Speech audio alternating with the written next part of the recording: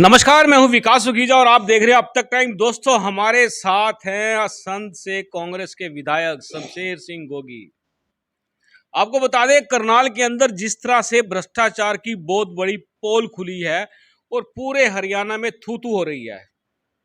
DTP Vikram की गिरफ्तारी के बाद तहसीलदार की गिरफ्तारी और उसके बाद शहर में से कुछ लोगों का राउंड अप होना, मामला पूरे शहर में गरमाया हुआ है। पूरे शहर में आज चर्चा है कि आज विजिलेंस की टीम ने करनाल से किस किस को उठाया। दोस्तों, अभी तक किसी के पास पुख्ता खबर नहीं है कि कौन उठा है या नहीं उठा है, क्या हुआ है, किसी के पल्ले कुछ नहीं है और एक ये ग्लूमर चल रहा है। और दोस्तों, आपको बता दें, ये जो भ्रष्टाचार का मामला है पूरा का पूरा, आज इस मामले के अंदर सीधी बात करने जा रहे हैं शमशेर सिंह गोगी जी से, जो मेरे साथ मौजूद हैं और अभी हाल ही में हरियाणा विधानसभा सेशन से लौटे हैं। और लौटते ही सबसे पहले अब तक टाइम्स के ऊपर सीधी बातचीत होने जा रही है भ्रष्टाचार को लेकर। विधायक जी, क्या कहना है आपको? आपके कान में पहुंचा करनाल का भ्रष्टाचार या नहीं? धन्यवाद। देखो, ये भ्रष्टाचार विधानसभा में गूंज चुका है और मैंने 2 दिन लगातार इस मुद्दे को उठाया। लेकिन बड़े अफसोस की बात है कि एक चर्चा चलती थी पूरी स्टेट में कि बीजेपी के बाकी लोग तो चाहे भ्रष्ट हों, लेकिन मुख्यमंत्री जो है वो ईमानदार है।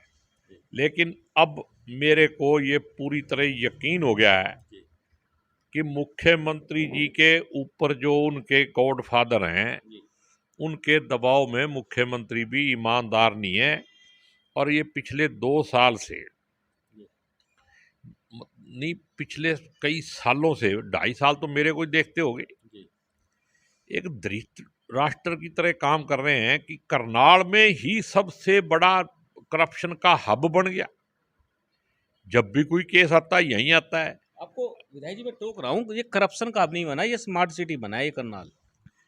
स्मार्ट सिटी तो ये कब बनेगा? अगर इसी तरह का काम चलता रहा तो स्मार्ट करप्शन का ये मतलब जो तरीका यहाँ निकाला गया है, और बढ़िया बढ़िया डीसी ऐसे सफेद पोश लगाए गए हैं और उनको पता होने के बावजूद उनके नीचे जितने लोग हैं वो पकड़े जाते हैं।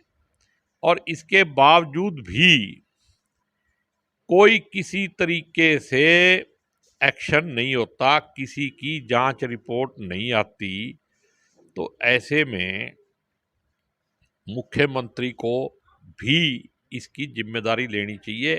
और अगर मुख्यमंत्री ईमानदार है, जैसे लाल बहादुर शास्त्री ने छोटा सा एक्सीडेंट होने पे इस्तीफा दे दिया था ना, वो था ईमानदार। ईमानदार है तो दिखना भी चाहिए। और इतनी बड़ी करप्शन हो जाए, करोड़ों रुपये एक डीटीपी अकेला कभी भी इकट्ठे नहीं कर सकता है। इसमें सारे लोग शामिल हैं। मैं तो कहता हूँ ओपनली डीसी तो 100% शामिल है।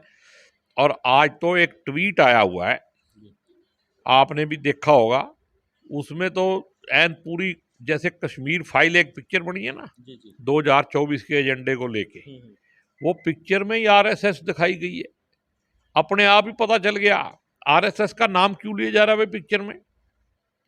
इसी तरीके से आज एक भाई ने उसी कश्मीर फाइल को लेके ही उस ट्वीट को किया है कि इसके डायरेक्टर और प्रोड्यूसर जो हैं वो करनाल के माननीय सांसद और मुख्यमंत्री जी हैं। अगर आपने नहीं देखा तो मैं दे दूंगा आपको। ऐसे ऐसे काम अगर सब लोग करेंगे और फिर राष्ट्रवाद का गुणगान करेंगे तो ये आरएसएस के किस स्कूल में पढ़ के आए हैं, मेरे को तो समझ नहीं आती। दुर्भाग्य है कि ऐसे लोगों से वास्ता पड़ रहा है।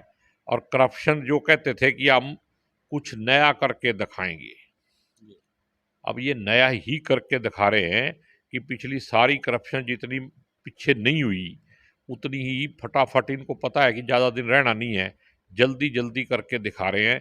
इतनी लूट मैंने तो अपनी ज़िंदगी में नहीं देखी। मैं भी 66वें साल में चल रहा हूँ।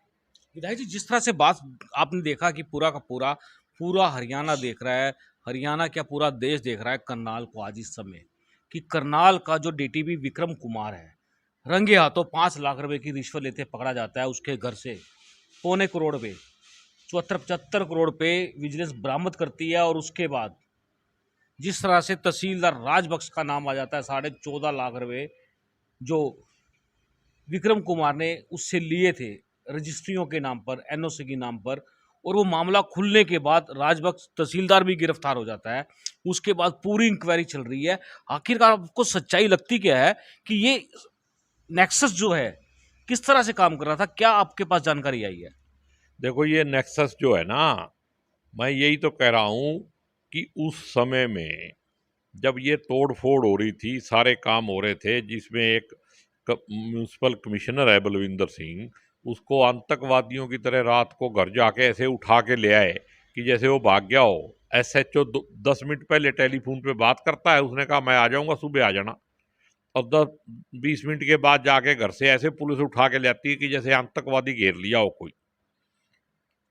तो मेरे को सॉरी, इस बात पे अफसोस है कि ये काम बड़ी अथॉरिटी, डीसी, चीफ मिनिस्टर के अलावा भी नहीं हो सकता। अगर मुख्यमंत्री को इन बातों का पहले पता नहीं था तो फिर ऐसे व्यक्ति से मैं हाथ जोड़ के बेनती करता हूं कि आप मुख्यमंत्री के पद से इस्तीफा दे दो, कि फिर आप इस लायक ही नहीं हो। अगर आपको अपने ही गृह क्षेत्र में ये पता नहीं है कि डीसी, डीटीपी, एससी, सारे एससी तो 4 महीने पहले ही नोट गिनते हुए पकड़ा गया था, और डीसी ने अपने अंडर एडीसी से इंक्वायरी कराई। एडीसी हो सकता है ईमानदार हो, अच्छा हो, लेकिन जो डीसी के नीचे काम करता हुआ पकड़ा गया तो उसकी इंक्वायरी डीसी से ऊपर वाला करता कोई, तो लगता भी थोड़ी बहुत ईमानदारी है। तो ये लिपा पोती करते करते जो 2 साल तक यहाँ से, मेरे को तो कोई कह रहा था कि कई 100 करोड़ का घपला है ये। अब मैंने तो कई 100 करोड़ देखे नहीं, मैंने तो ये 2-4 करोड़ भी नहीं देखे अभी तक। लेकिन अगर आज भी मुख्यमंत्री को अपनी लाज बचानी है और ईमानदारी का जो उसका झूठा लबाब पैरा हुआ है उसको बचाना है, तो इसकी जांच या तो किसी भी हाई कोर्ट के जज से कराई जाए। ये इतना बड़ा स्कैंडल है, इसके अंदर जब परतें खुलेंगी तो पूरे हरियाणा के डीसी को प्रमोट किया मुख्यमंत्री जी आपने, आप कैसे बचोगे इससे? आपने जिस भ्रष्ट डीसी को यहां से भेजा है उसको गुड़गांव भेजा है। तो मैंने तो कहा, पर मैंने विधानसभा में ही कहा कि सारा भ्रष्टाचार करनाल में ही क्यों? तो क्या मुख्यमंत्री जी यहाँ ट्रेनिंग देते हैं भ्रष्टाचार की और उसके बाद फिर गुड़गांव भेजते हैं? मेरे को तो अफसोस है।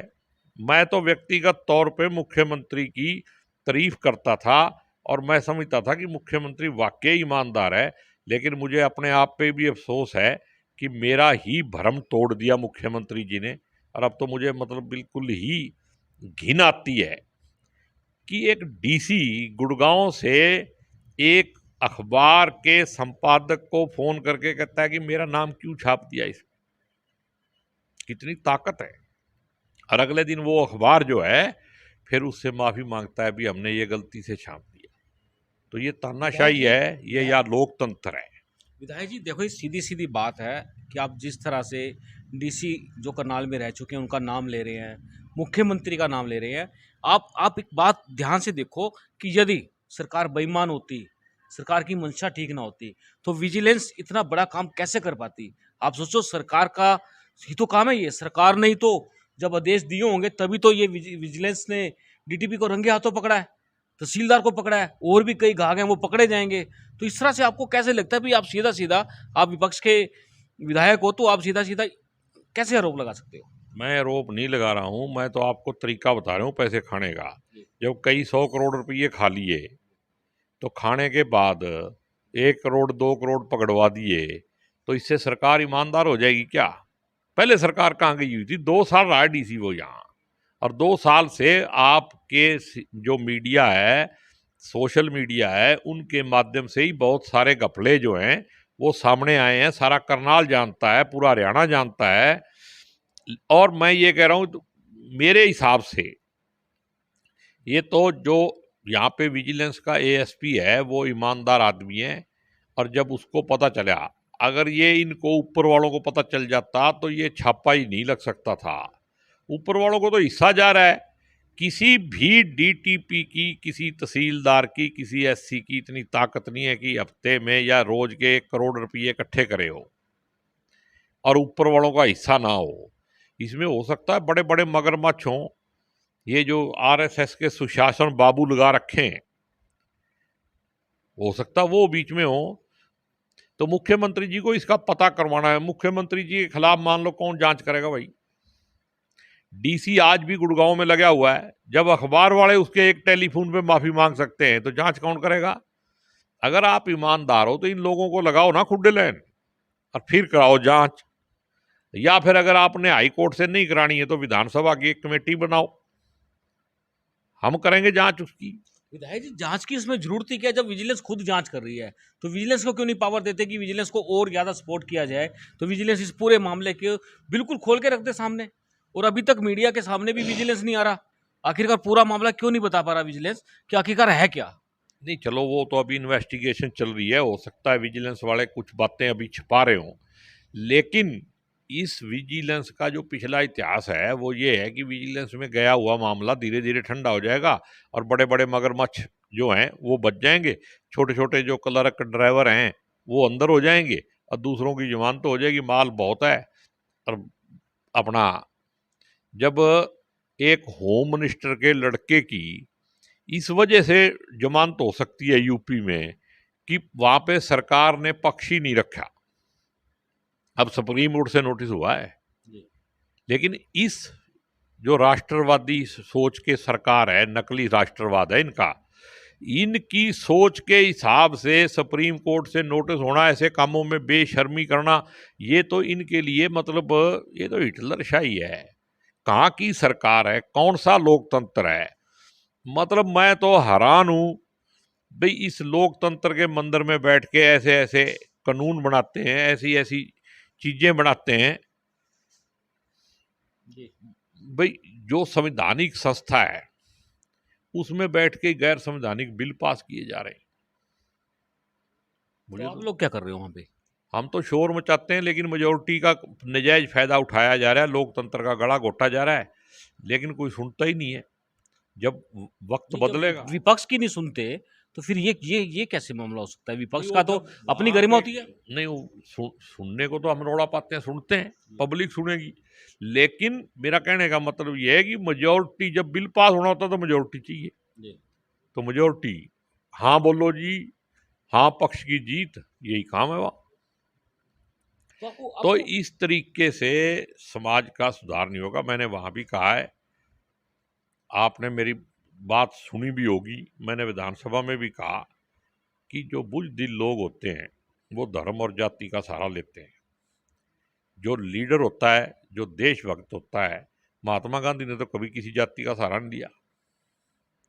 भगत सिंह कौन सी जाति का था? चंद्रशेखर कौन सी जाति का था? कभी उन्होंने अपने साथियों की जाति पूछी? इस देश की 36 बरादरी और सभी धर्मों के लोग उनके ग्रुप में थे, वो इकट्ठे लड़े। और आज सत्ता में बने रहने के लिए इतना नीच काम हो रहा है कि हम वोट हासिल करने के लिए ही घिनौनेपन पे उतरे। और सरकार खुद, जिस देश का प्रधानमंत्री एक फिल्म के ऊपर ट्वीट करे कश्मीर फाइल्स पे, उस देश का सत्यानाश होना तय है। इसमें दिक्कत क्या है? अगर कश्मीर फाइल्स आ गई, एक सच्चाई दिखा दी कश्मीर की, तो उसमें दिक्कत क्या? आपको क्या परेशानी है इसमें? सच्चाई दिखाओ, लेकिन सब दिखाओ ना। आपकी इंटेंशन गलत नहीं होनी चाहिए। मैं वह कह रहा हूं कि फिल्म में आरएसएस का नाम लेने की क्या जरूरत है? कौन सी फिल्म आज तक देखी जिसमें किसी पार्टियों का नाम लिया गया? आपने देखी है फिल्म? मैंने सारा पढ़ लिया। नहीं देखी है या नहीं देखी? मेरे को जो बीजेपी का ही कोई आदमी देख के आया, उसने ही आके बताया भी 7 बार तो आरएसएस का नाम लिया गया है। पकड़े तो ये खुद ही गए भी आरएसएस की जरूरत क्या थी वहां? आपने आरएसएस ने वहां पे काम किया है, क्या तो उसमें नाम लेने में क्या दिक्कत? क्या काम किया है वहां? लोगों के अंदर नफरत फैलाने के अलावा इस आरएसएस ने इस देश में कोई काम नहीं किया है। आपको मैं एक बात आपके माध्यम से खुल के कहना चाहता हूं, अगर हिंदू सिखों का नहीं हुआ तो मुसलमानों को तो अफसोस करने की जरूरत ही नहीं है। सिख धर्म तो अभी कल का है, हिंदुओं का हिस्सा है। हिंदू जो है और सिख जो है इसका जैसे नाखून और मांस का रिश्ता है, ऐसा रिश्ता है। लेकिन ये तो सिखों को भी खालिस्तानी कह के उनको भी बेशर्म करते हैं। उनको वो तो मतलब विधायक जी, ये बात आपकी बात देखो, ये बात मुझे भी ठीक नहीं लगी, क्योंकि खुद देश के प्रधानमंत्री खुद पगड़ी पहनकर चलते हैं। जब हमारे सिख समाज का कोई कार्यक्रम होता है, गुरुद्वारे में जाते हैं, पूरा मान सम्मान देते हैं। तो आप ये किस तरह से ये बात कहते हैं? जो लोग आतंकी हैं वो है ही हैं, वो अपना काम करते हैं, लेकिन वो देश थोड़ा ना बर्दाश्त करेगा उनको। आप कैसे उनको सिख मान सकते हैं कि जो मैं खालिस्तान की तो बात करते हैं? देखो, इसमें मैं जो हिंदू और सिख की बात कर रहा हूं ना, मैं आरएसएस और हिंदू में फर्क समझता हूं। जो आरएसएस का हिंदू है उसको मैं कतई भी ना राष्ट्रवादी मानता हूं। वो देश का विघटनकारी शक्ति है और वो ही ये काम कर रहे हैं। आपने देखा होगा किसान आंदोलन में आरएसएस और बीजेपी के मतलब संवैधानिक ओहदों पे बैठे हुए लोगों ने उनको खालिस्तानी कहा। कितने लोग पकड़े खालिस्तानी, कितने आतंकवादी पकड़े उस मुझे आंदोलन में। लगता है हम लोग और भटक रहे हैं। पगड़ी बांधने से कोई सिख नहीं बनता। सिख तो बनेगा तो आत्मा से बनेगा, अंदर से, उसके अंदर से। अगर मैं हिंदू हूं, मैं मंदिर में जाता हूं, तो अगर मैं वहां से कुछ शिक्षा ही प्राप्त नहीं करता, अगर मैं राम जी के दर्शन करता हूं और राम जी के आदर्श को ही अपने अंदर नहीं लेता, तो मैं राम जी का भगत नहीं बन जाऊंगा। मैं तो खुल्लम खुल्ला कहता हूं, मैं मतलब किसी की बुराई नहीं करता। सारे धर्म एक ही हैं, क्योंकि परमात्मा एक है। उसके बच्चे अनेक हो सकते हैं, परमात्मा ने फिर भी एक रहना है। जितनी मर्जी नफरत फैला लो, जितने मर्जी दुकानें खोल लो, जितनी मर्जी सरकारें बना लो, परमात्मा एक है, उसको कोई दो नहीं बना सकता। विधायक जी, परमात्मा एक है, बिल्कुल फैक्ट है। नंबर एक बात, हम लोग अपने मुद्दे से भटक रहे हैं, मुद्दे की बात कर रहे हैं। मैं आपसे उससे पहले एक प्रश्न कर लेता हूँ। आप देखेंगे द कश्मीर फाइल? मैं बिल्कुल देखूंगा। मेरी क्यूरियोसिटी बढ़ गई जब मेरे को इतने बड़े नेता ने बताया, एक ने, कि ये तो अपने आप ही ये मेरे को कहता गलत, मेरे को ही गलत लगी है भाई। उसमें मतलब या आरएसएस की वो ट्रेनिंग आप अपनी बात करो ना, जब मैं आप देखूंगा। देखोगे तो आप अपनी प्रतिक्रिया देना भी, मैं आपको कहता कैसा हूं लगा? भी जुल्म किसी पे भी करो वो गलत है। जुल्म की कहानी दिखानी चाहिए। क्या एक पिक्चर बनी है जय भीम, एक कोरे गांव में इन्होंने अर्बन नक्सलवादी के नाम पे कितने लोग अंदर कर दिए। क्या जय भीम को दिखाएंगे ये? क्या मोदी जी उस पर ट्वीट करेंगे? क्या गोधरा कांड पे फिल्म बनेगी? हैं? विधायक जी, जो मामला चल रहा है कि डीटीपी कितने? पकड़ा गया, हाँ, वही बात है। तहसीलदार पकड़ा गया, तो ये वाली फिल्म बननी चाहिए। मैं तो ये फिल्म इसीलिए मैं कह रहा हूं कि ऐसी ऐसी फिल्में बना के नरेटिव चेंज करके सिर्फ वोटों के लिए, इलेक्शन जीतने के लिए ये पिक्चर बनाई गई है। मैं एक उसकी सुन रहा था, हिंदू जेंटलमैन था, वो प्रोड्यूसर है कोई, वो टीवी पे बोल रहा था कि पिक्चर के अंदर इंटेंशन का गलत होना ही अपने आप में सब कुछ गलत है। भाई इसकी इंटेंशन ही ठीक नहीं है दिखाने की, एक तरफा दिखा दिया बिल्कुल। इसीलिए लोगों ने इस पे, मैं आपको दिखाता हूं, आरटीआई मेरे पास है। उस आरटीआई में मैं तो कहता हूं एक जीव हत्या जो है वो हिंदू धर्म में पाप है। क्या हम इस बात को मानते हैं? मैं तो मानता हूं। मैं कहता हूं जब हम इस थ्योरी के ही उल्ट काम करने लग गए तो इसको छोड़ो। अब इसी मतलब ये नरेटिव इसलिए ही है भी कितनी करप्शन करो, कितना माल छक जाओ, सरकारी पैसे को हजम कर जाओ, सारा हजम करने के बाद फिर कह दो जी अब करेंगे। कितने घपले हो गए, रजिस्ट्रियों का पहला घपला है, अभी तो गुड़गांव वाला पिछला है। वो पिछला वाला हुआ नहीं, अगला हो गया। शराब घोटाला हुआ, कोरोना था, कोरोने में बिना पुलिस के कोई सड़क पे नहीं जा सकता था। कोई जा सकता था? बताओ आप। फिर घपला किसने किया और किसको ढूंढ रहे हैं? अरे शराब ले जाने का काम ही पुलिस करवा रही थी, तो मुजरिम कहां से ढूंढ रहे हो? विधायक जी, अगर बात तो करें, सीआईडी, इस प्रदेश की सीआईडी भी होगी, उन्होंने मुख्यमंत्री जी को बताया भी होगा। ये मैंने विधानसभा में भी पूछा था भाई आपको रिपोर्ट मिली होगी तो कौन आदमी था जिसने उस रिपोर्ट को कैंसिल किया, उस पर एक्शन नहीं लेने दिया? तो जांच करने की जरूरत नहीं है। प्रत्यक्ष को मतलब जो है इस तरह से घुमा घुमा के उसको खत्म कर रहे हैं। एक जांच बता दो, HPSC का घपला हुआ, कोई जांच हो रही है? हो गया ठंडा मामला। सारे पैसे शरेआम HPSC के दफ्तर में, सेक्रेटरी के दफ्तर में पैसे पकड़े जाते हैं। ये काम तो देखो राष्ट्रहित के लोग ही कर सकते हैं, जो असली में नकली राष्ट्रवादी हैं। और मैं आपको एक बात बता दूं, मैं आज आपके माध्यम से एक बात बता रहा हूं, ये परमात्मा जो है इस देश को बचाएगा और इनकी पोल खुलेगी। क्या पुलवामा पे 44 आदमी मर गए हमारे सैनिक हमारे देश की धरोहर थे वो, उस पर फिल्म बनाएंगे, बताएंगे भी RDX कैसे पहुंचा वहां। आपने जो ये आज मांग रखी है इसकी फिल्म भी जल्दी बन जाएगी। विधायक जी आप मुझे ये बताओ, जो ये वोट मांगनी है जो तो जो बना लो। आप मेरी बात सुनो, जो करनाल में स्कैम हुआ है आपको कितने कितने 100 करोड़ का लगता है ये वाला? तो भाई मेरे को तो कोई बता रहा था 1500 करोड़ का, तो मैंने उसको कहा नहीं थोड़ा सा नीचे आ जा भाई। अच्छा, वहां मेरे को नहीं लगता 1500 करोड़ का होगा, लेकिन एक बात तो तय है कि है ये सैकड़ों करोड़ में ही। ये मतलब इससे छोटा स्कैम नहीं है। और स्मार्ट सिटी का नाम लेके कितनी स्मार्ट टेक्निक के साथ भ्रष्टाचार हो रहा है।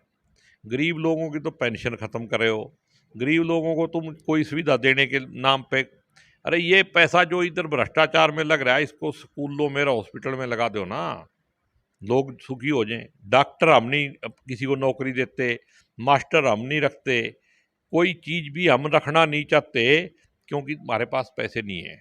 हर साल हम कर्जा बढ़ाए जा रहे हैं, इंफ्रास्ट्रक्चर या कोई चीज तो हमारी बढ़ नहीं रही है, ब्याज ही दिए जा रहे हैं, कर्जा नहीं दे रहे हम।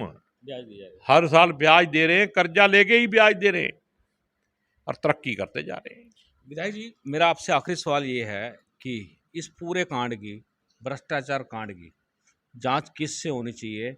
आप अब जो सेशन चल रहा है अभी, विधानसभा में इस मामले को उठाने वाले हैं दोबारा से या नहीं उठाने वाले हैं? आखिरकार आपका स्टैंड क्या रहने वाला है? देखो मैं तो पहले 2 बार इस पे बोल चुका हूँ, मौका मिलेगा फिर बोलूँगा। और मेरा तो ये है कि जब सेशन चल रहा है तो इसकी जांच विधानसभा की कमेटी से कराई जानी चाहिए। और नंबर 2, अगर आपको विधानसभा की कमेटी से नहीं करानी है तो फिर हाई कोर्ट के सिटिंग जज से इसकी जांच कराई जानी चाहिए। बिल्कुल दोस्तों, आपको बता दें शमशेर सिंह गोगी विधायक असंध ने सीधी सीधी मांग की है कि जो करनाल में भ्रष्टाचार का स्कैम हुआ है उसकी जांच विधानसभा द्वारा बनाई गई कमेटी से कराई जानी चाहिए, नहीं तो हाई कोर्ट के सिटिंग जज से कराई जानी चाहिए। चलते चलते दोस्तों आखिरी सवाल पूछ लेते हैं विधायक जी कि जो DDP ने गदर मचाया था, गरीबों के मकान तोड़ दिए थे, कॉलोनियां उजाड़ दी थी, फिर उसी कॉलोनियों को बसाने में लगे हुए थे, तहसीलदार ने कॉलोनी काट दी निगदू के अंदर जी, ये क्या है? ये है क्या ये असली में? ये RSS का राष्ट्रवाद है। ये इसमें RSS कहां से आ गया? इनको RSS की RSS के बंदे थोड़ना है। नहीं, RSS की ट्रेनिंग आप वाला RSS पे क्यों बात करते हो? मुख्यमंत्री वही है ना। RSS अपने आप को सांस्कृतिक कहती है तो ये संस्कृति वहीं से आई होगी। RSS अपने आप को सामाजिक कहती है, भी हम तो सामाजिक हैं, हम तो राष्ट्रवादी हैं। तो उन राष्ट्रवादियों की सरकार में ऐसे घपले तो मैंने कभी सुने नहीं अपनी जिंदगी में। विधायक जी मुझे किसी नेता ने कहा, आपके कांग्रेस के नेता ने कहा कि जो ये नेक्सस चल रहा है, जो लोग चला रहे हैं, ये वही लोग हैं पिछले कई सालों से, सिर्फ पार्टियां बदलते हैं, 25-30 लोग हैं और वही लोग ये काम करते हैं, हर बार करते हैं, हर बार होता है ये आपको क्या लगता है? तो अगर आपको किसी नेता ने कहा है तो उन लोगों के नाम मेरे को बता दो। अगर किसी को डर लग रहा हो भाई वो कौन लोग हैं, तो मैं उन लोगों का नाम लूंगा, क्योंकि मैं तो जनता के हित की, देश हित की बात करूंगा, मैं राष्ट्र हित की नहीं करूंगा, क्योंकि राष्ट्र हित वाले तो पकड़े गए बेचारे। मैं देश हित में मैं बता दूंगा आपके माध्यम से लोगों को भी ये है नेक्सस। विधायक जी आपको पीड़ा हुई है इस कांड से? इतनी पीड़ा हुई है कि मेरे को शर्म आती है कि मैं करनाल में रहता हूँ। और मैं जब भी मुख्यमंत्री पे इतने गुस्से होनी तो मैं उसकी बहुत इज्जत करता था और मैं समझता था कि ये तो मतलब बड़ी आदमी है, बेचारे के पीछे हुए पड़े रहते हैं। लेकिन अब मेरे को पता लग गया ये बड़ी आदमी होने के बावजूद भी एक अच्छा मुख्यमंत्री नहीं है। विधायक जी चलिए, आपने हमसे बात की, बहुत बहुत आपका धन्यवाद और जाते जाते आपको हैप्पी होली कर देते हैं। सारे पूरे भारतवासियों को, हरियाणा वासियों को और हल्का संध के जिला करनाल के लोगों को मैं हैप्पी होली कहता हूं। और ऐसे भ्रष्टाचार लोगों के साथ, गंदे लोगों के साथ होली मत खेलना, नहीं तो ये आपकी जिंदगी से खेल जाएंगे। बिल्कुल दोस्तों, आपको बता दें जिस तरह से सीधी सीधी बात खुलकर आ गई है कि विधायक ने अपील की है भ्रष्टाचारियों के साथ होली मत खेलना, और जो लोग खेल चुके हैं वो शर्मिंदगी महसूस मत करना। आप देख रहे हैं अब तक टाइम्स में हूं विकास सुगीजा, और हम चाहेंगे आप इस खबर को अधिक से अधिक लाइक और शेयर कर दें। नमस्कार, जय हिंद, जय भारत।